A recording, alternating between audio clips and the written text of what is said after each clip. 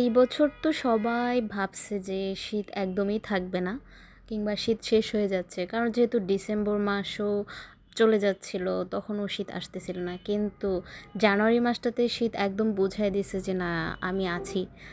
তো যাই হোক, শীতের মধ্যে আমাদের সবাই ভাবতেছিলাম যে কোথাও একটা গিয়ে সবাই মিলে ফ্যামিলির ঘুরে আসি। তো এরকম ভাবতে ভাবতে যে জায়গাটাও ঠিক করতেছিলাম সবাই, যে কোথায় যাওয়া যায় কোথায় যাওয়া যায়। তো লাস্ট পর্যন্ত সবাই এইটাই বলল যে আমরা একটু মামা থেকে ঘুরে আসি। পদ্মা সেতুর উপরে ওঠা হলো, যে পদ্মা সেতু হওয়ার পরে তো ওদিকে যাওয়া হয়নি। আমাদের এলাকা যেহেতু ওই পাশে না, এজন্য পদ্মা সেতুতে আমরা যাই নাই কিংবা যাওয়া হয় নাই। তো সবাই মিলে গাড়িতে উঠে পড়ছি। সকাল সকাল বের হয়ে গেছিলাম। এক হচ্ছে শীতের দিন, যেহেতু দিনটা একটু ছোট থাকে, আর হচ্ছে যেহেতু ফ্যামিলির সবাই মিলে ঘুরতে যাব, সময়টা একসাথে একটু বেশি থাকলে ভালো আর কি। তো আমরা যাচ্ছিলাম, আর সবাই গল্প করে করে যাচ্ছিলাম, ভালোই লাগতেছিল। আর এখন কিন্তু সবাই যেহেতু খুব ব্যস্ত থাকে, সবাইকে কিংবা ফ্যামিলির সবাইকে একসাথে পাওয়াটা কিংবা একসাথে হওয়াটা একটু বেশি কষ্টের হয়ে যায়। এই জন্য এখন এই ট্রিপটা আমাদের আরও বেশি একটু স্পেশাল ছিল।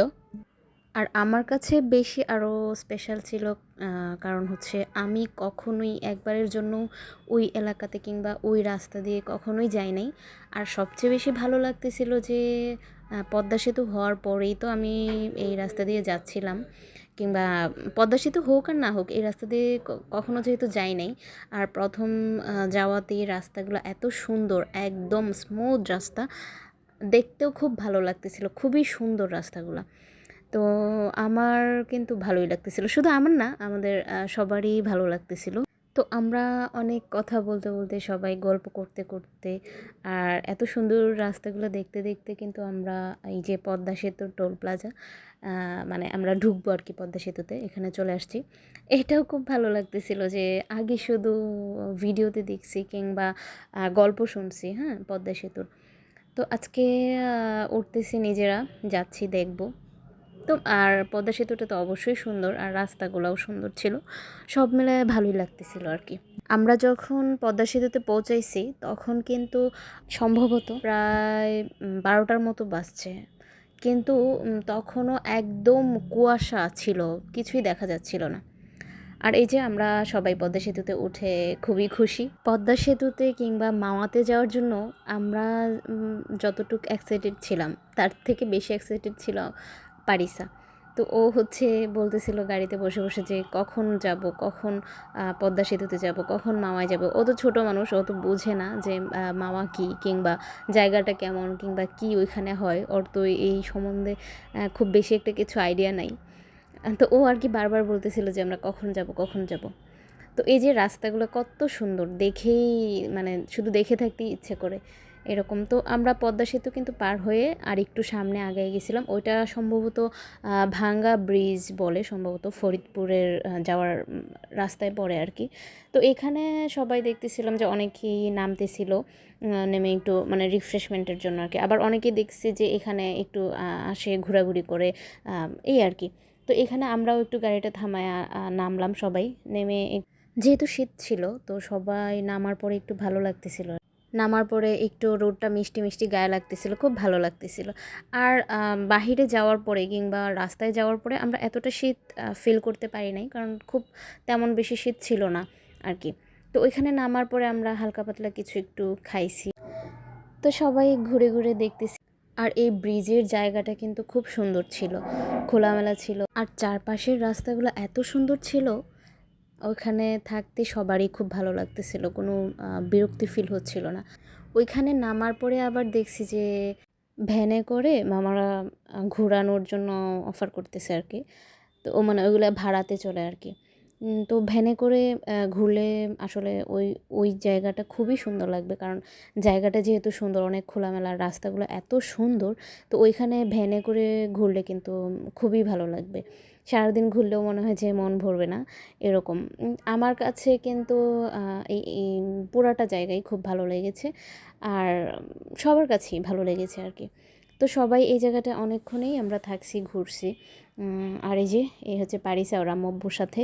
পারিসাও এনজয় করতেছে। তো এর মধ্যে আমরা আবার আরেকটু ঝালমুড়ি খেয়ে নিছি। আমরা তো অনেকজনেই ছিলাম, সবাই একে একে করে ঝালমুড়ি খাইছি। এখানে কিন্তু অনেক মানুষজনই আসে ঘুরতে কিংবা জায়গাটা দেখার জন্য। এই জন্য এখানে অনেক ধরনের মামারাও বিভিন্ন ধরনের খাবার নিয়ে থাকে আর কি। তো এখানে বিভিন্ন ধরনের খাবারই পাওয়া যায়। এই এলাকার কে কে আছেন কমেন্ট করে জানায়েন তো, কিংবা পদ্মা সেতু পার হয়ে যান। আমার অবশ্য ঢাকার বাহিরে তেমন কোথাও একটা যাওয়া হয় নাই, তবে এই এলাকায় আসার সুযোগ হলে কিংবা কোনো সময় আসা হলে ভালোই লাগবে, কারণ পুরো জায়গাটা খুব ভালো লাগছে। এত মানে বিশেষ করে রাস্তাটা খুবই সুন্দর লেগেছে, খুবই সুন্দর। যাই হোক, আমরা খাওয়া দাওয়া পর্ব শেষ করে আমরা তারপর একটু ফটোশ্যুট করতেছিলাম, ছবি টবি তুলতেছিলাম আর কি। মোটামুটি ভালোই রোদ ছিল, এই জন্য ক্যামেরার দিকে খুব বেশিভাবে তাকানো যাচ্ছিল না। তো এই যে দেখেন তো আমার পেছনের ব্রিজটা কত সুন্দর, আর এখানে একটু হাঁটাহাঁটি করতেছিলাম। আর এই যে এখন সামনে গেলেই যে দেখা যায় ফরিদপুর লেখাটা এখানে, মানে এই রাস্তাটা ফরিদপুরের দিকে গেছে আর কি। তো এটা দেখে আমার কয়েকটা ফ্রেন্ডের কথা মনে হয়েছে। তো আমার ফ্রেন্ড যারা ফরিদপুরের আছে তারা অবশ্যই আমাকে দাওয়াত দেবে, এত সুন্দর রাস্তা তোমাদের এলাকার, আমি যাইতে চাই। এই তো আবার আর একটু ফটোশ্যুট করতেছিলাম। তো করতে করতে অনেকটাই সময় চলে গেছে। তো সবাই বলতেছে যে এবার তাহলে যাওয়া যাক, আমরা মাওয়ার দিকে যাই। আমরা তো পদ্মা সেতু পার হয়ে আসছিলাম, মানে মাওয়া পার হয়ে চলে আসছিলাম আর কি। মাওয়াটা তো পদ্মা সেতু আর মাওয়া তো একই জায়গায়। এই যে আমরা এখন মাওয়া যাওয়ার দিকে আবার রওনা দিছি, মাওয়া যাব আর কি এখন আমরা। আরেকটা বিষয় হচ্ছে, আমরা তো অনেকক্ষণ ধরেই গাড়িতে আছি, কারো কিন্তু কোনো রকম বোরিং লাগছে না, কারণ রাস্তা একদমই ফাঁকা ছিল, কোনো ঝামেলা হচ্ছিল না, রাস্তায় সুন্দর করে যাচ্ছিলাম আমরা, এই জন্য কারো কোনো বোরিং লাগতেছে না আর কি। এইরকম রাস্তায় কি কখনো কারো বোরিং লাগার কথা? আপনারাই বলেন তো, এত সুন্দর রাস্তা। এই যে আমরা যাচ্ছি, আর আমাদের সাথে কিন্তু পারিসাও খুব এনজয় করতেছে, আমরাও করতেছি, ও করতেছে, ও একটু বেশি এনজয় করতেছে। তো আমরা আস্তে আস্তে রাস্তায় নামাজের সময় হয়ে গেছিল, সবাই নামাজ পড়ে নিছে নেমে। নামাজ পড়া শেষে আবার সবাই আমরা জায়গাটা ঘুরলাম, একটু হাঁটাহাঁটি করলো আর কি সবাই। তারপর আমরা আবার মাওয়ার দিকে আগাচ্ছি আর কি। তো এখন আমাদের একদম গন্তব্য হচ্ছে মাওয়া, পদ্মা সেতুর টোল প্লাজা, যেটা আগে ভিডিও দেখতাম, অনেক মানুষই ভিডিও করতো। তো এই যে যাই হোক, আমরা টোল দিয়ে আবার যাচ্ছি আর কি, মানে এখন আমরা আবার পদ্মা সেতুতে উঠবো। তো এই যে পদ্মা সেতুতে আসছি, বাহিরে কিন্তু পদ্মা সেতু ছাড়া অন্য জায়গাগুলোতে কিন্তু এত কুয়াশা নাই, কিন্তু ওই যে দেখেন মানে সূর্যটা চাঁদের মতো দেখতে লাগছে, এত কুয়াশা, মানে সূর্যটা দেখাই যাচ্ছে না একদম, শুধু ওই পদ্মা সেতুর কাছেই নদীটার উপরে একদম কুয়াশা ছিল আর কি। তো আমরা পদ্মা সেতু পার করে আবার এই যে প্রায় চলে আসছি মাওয়াতে। এই যে এটা হচ্ছে সেই হিলসা প্রজেক্ট, যেটা খুব আলোচিত। তো আমরা এখানে খাবো না, আমরা আরেকটু সামনে গিয়ে নদীর পাড়ে যে রেস্টুরেন্টগুলো আছে ওইখানে যাব আর কি খাওয়ার জন্য। তো এই যে আমরা চলে আসছি, এখানে যে কোনো একটা রেস্টুরেন্টে আমরা খাবো আর কি, দেখতেছিলাম যে কোনটাতে যাব কি কোনটা ভালো হয়। এই যে আসার পরে আমরা সবাই গাড়ি থেকে নেমে সবাই বলতেছিলাম যে কোনটাতে যাব, একটু দেখতেছিলাম, যদিও সব রেস্টুরেন্টের মানুষজনই বলতেছিল আমাদেরটাতে আসেন, আমাদেরটাতে আসেন। তো শেষ পর্যন্ত আমরা হচ্ছে এইটাতে যাই, শখের হাড়ি রেস্তোরাঁ। তো এখানে সবাই নেমে একটু ছবি টবি তুলতেছিলাম, আর প্রচুর ভিড় ছিল। এখানে তো মেনলি সবাই ইলিশ খাওয়ার জন্যই আসে। তো আমরা রেস্টুরেন্টে ঢুকে পড়লাম, সিট নিয়ে বসে পড়ছি। আর এখানে কিন্তু শুধু ইলিশ যে খাওয়া যায় তা না, এখানে সব রকমের আইটেম আছে, ভর্তা, ভাজি, তারপরে বিফ, চিকেন, চিংড়ি মাছ, মানে সব ধরনের আইটেমই আছে আর কি, পাওয়া যায়। যার যেটা সুবিধা কিংবা যার যেটা পছন্দ সে সেটা নিয়ে খেতে পারবে। এই যে আমরা আমাদের ইলিশ মাছ পছন্দ করতে আসছি, নিজের পছন্দ মতোই যার যেটা পছন্দ সে সেটা নেবে আর কি। তো আমরা যেহেতু মানুষজন মোটামুটি বেশিই ছিলাম, আমরা 2টি ইলিশ মাছ নিয়েছি আর কি। তো ইলিশ মাছের সাথে এখানে সরিষার তেলটাও কিনতে হয় আর কি। এটা দিয়ে মানে নিজেরা যে সরিষার তেলটা কেনা হয় ওইটা দিয়ে আসলে নিজেদের মাছটা ভেজে দেওয়া হয় আর কি, একদম ফ্রেশ ফ্রেশ। তো আমাদের মাছ কেনা হয়ে গেছে। এরপর মাছগুলো আবার এখানে মামারা একদম সামনেই সব পরিষ্কার করে কেটে ধুয়ে দেয় আর কি। এই জিনিসটা খুব ভাল লাগে, একদম যে মাছটা পছন্দ করলাম ওইটা কেটে ধুয়ে পরিষ্কার করে চোখের সামনেই দেয়। এখানে কোনো লুকোচুরির কোনো বিষয় নেই। তো কাটা ধোয়া শেষ করে মাছটাকে আবার ভাজার জন্য নিয়ে যেতে হবে। আর এখানে কিন্তু আচারও পাওয়া যায়, খুব মজার মজার আচার পাওয়া যায়।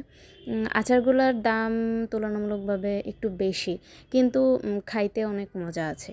আমরা এখান থেকে একটা মিক্সড আচার নিয়েছিলাম, খাইতে খুবই মজা ছিল। এখানে মাছ ভাজার সিরিয়াল, প্রচুর ভিড়, মানে মাছ কাটা ধোয়া সব জায়গাতেই সিরিয়াল ছিল। এই জন্য একটু আমাদের ওয়েট করা লাগছে, একটু দেরি হয়েছে খাবারটা আসতে আসতে। এই যে আমাদের মাছ ভাজা হইতেছে।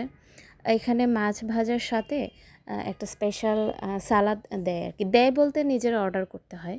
তো এই সালাদটা কিন্তু খাইতে খুবই মজা। এই যে এটা মানে ওরা নিজেদের প্রসেসেই বানায়, মানে ওদের হাতের খাবারগুলো একটু অন্যরকম মজা হয় আর কি। আর এটা সালাদের পরে এখানে কিন্তু লেজ ভর্তা, যে ইলিশ মাছের যে লেজটা থাকে ওইটা খুব সুন্দর করে ওরা ভর্তা করে দেয়। ইলিশ মাছের লেজ ভর্তা স্বাদ তো সবাই জানে, এটা তো সবাই পছন্দ করে খাইতে। আমার কাছে স্পেশালি সবচেয়ে বেশি মজা লাগে এই ইলিশ মাছের লেজ ভর্তাটা আর কি। তো আমাদের লেজ ভর্তাটা প্রায় কমপ্লিট, মানে কাছাকাছি। ওর লেজটা একদম খুব সুন্দর করে মিক্সড করে, মানে এখানে কোনো কাটা থাকে না কিংবা খাওয়ার কোনো ঝামেলা থাকে না, কাটা বাছতে হয় না, একদম খুব সুন্দর করে বানায় আর কি। আর ইলিশ মাছের লেজ ভর্তাটাতে আবার আমরা যে ইলিশ মাছের যে ভাজির যে তেলটা থাকে সরিষার তেলটা ওইটা দিয়ে মাখায়, এই জন্য মনে হয় যে ইলিশ মাছের লেজ ভর্তাটা আরও বেশি আর কি মজা লাগে, মানে স্বাদটা একটু স্পেশাল হয় আর কি। এই যে আমাদের ভর্তা একদম কমপ্লিট এখন, মানে সব কিছুই কমপ্লিট হয়ে গেছে আর কি। এখন আমাদের খাওয়ার পালা। আমাদের টেবিলে কিন্তু সব খাবারই চলে আসছে। আমরা অনেকক্ষণ ওয়েট করছি, এই জন্য সবারই ক্ষুধা লাগছিল। এই যে এটা হচ্ছে ইলিশ মাছের যে ভাজিটা ওইটা, উপরে এত সুন্দর বেরেস্তা ধনেপাতা দিয়ে আর শুকনো মরিচ দিয়ে সাজায় দেয়, দেখলেই খাইতে ইচ্ছে করে। আর এটা হচ্ছে বেগুন ভাজিটা, বেগুন ভাজিটাও খাইতে খুব মজা ছিল আর কি। আর এটা যে লেজ ভর্তাটা, ইলিশ মাছের যে লেজের ভর্তাটা এটা আর কি। আমাদের আরও কিছু আইটেমও ছিল, ওইগুলো সবগুলো ক্লিপ নেওয়া হয় নাই। মাওয়ার রেস্টুরেন্টগুলোতে কিংবা ওই মাওয়ার নদীর পাড়ের রেস্টুরেন্টগুলোতে গেলে কি একটা উৎসব উৎসব ফিল হয়, সবাই কত সুন্দর করে খাওয়া দাওয়া করে, আর ইলিশ মাছ খাওয়ার একটা ধুম আর কি ওখানে গেলে বোঝা যায়। এই যে আমাদের পারিসা রেডি হয়ে গেছে খাওয়ার জন্য, সবাই কিন্তু এখন আমরা খাওয়ার শুরু করে দিছি খাওয়া। কারোরই আর ওয়েট করার মতো সময় আর নাই, কারণ অনেকক্ষণ ওয়েট করা হয়েছে খাবারের জন্য, সবার অনেক ক্ষুধা লাগছে। আর এখান থেকে আমরা ওনাদের থেকে একটা টমেটো চাটনি নিয়েছিলাম খাওয়ার জন্য, ওইটার স্বাদটা খুবই মজার ছিল। ওই চাটনিটার ক্লিপটা নেওয়া হয় নাই। যাই হোক, সবাই আমরা খুব মজা করে খাওয়া দাওয়া করছি। আমরা না, এখানে যারা ছিল সবাই খুব মজা করে খাওয়া দাওয়া করতেছে। আর এই যে স্পেশাল পানটা, এই পানটা কিন্তু খাইতে খুব মজা, অনেক সুন্দর সুন্দর মজার মজার মশলা দিয়ে পানটা বানায়, খাইতে খুবই দারুণ লাগে। তো আমরা খাওয়া দাওয়া শেষ করে আমরা একটু নদীর পাড়ে ঘুরতেছিলাম। নদীর পাড়ে সুন্দর বাতাস আসতেছিল, যদিও শীতের দিনে বাতাসটা খুব বেশি ভালো লাগে না, তাও নদীর পাড়ে দাঁড়ালে এমনিই মনটা ভালো হয়ে যায় আর কি। তো সবাই একটু ঘুরতেছিলাম। আর এই নদীর পাড়ে হয়েছে কি একদম মেলার মতো, মেলার মতো বলতে মেলাই, কত সুন্দর সুন্দর ছোট ছোট দোকান নিয়ে বসছে। এখানে অনেক ধরনেরই দোকান আছে, একদম স্ট্রিট ফুডের যে খাবারগুলো পাওয়া যায়। আবার এখানে নদীর পাড়েও কিন্তু মামারা দোকান নিয়ে বসছে, এখানে ইলিশ মাছ কিংবা সব ধরনের খাবারই পাওয়া যায়। এখানে হচ্ছে সব নদীর পাড়ে খোলা আকাশের নিচে দোকান। এখানে খাবারটাও কিন্তু একটু মজার আছে, কিংবা খোলা আকাশের নিচে নদীর পাড়ে বসে বসে খাওয়ার মজা কিন্তু অন্যরকম। এই যে এখানে পানের দোকান থেকে শুরু করে বিভিন্ন জুয়েলারি, অনেক ধরনের অনেক কিছু জিনিসই ছিল। এখানের জিনিসগুলো ঘুরে ঘুরে দেখতে কিন্তু ভালোই লাগতেছিল। এইটা জিনিসটার নাম কি জানি না, কিন্তু দেখতে ভালো লাগতেছিল আর কি। তো সবাই খুব খুব খুব অনেক বেশি ভালো থাকবেন। আর আফসানা স্টোরিজের সাথেই থাকবেন। আবার আপনাদের সাথে দেখা হবে নতুন আরেকটা ভিডিওতে। আল্লাহ হাফিজ।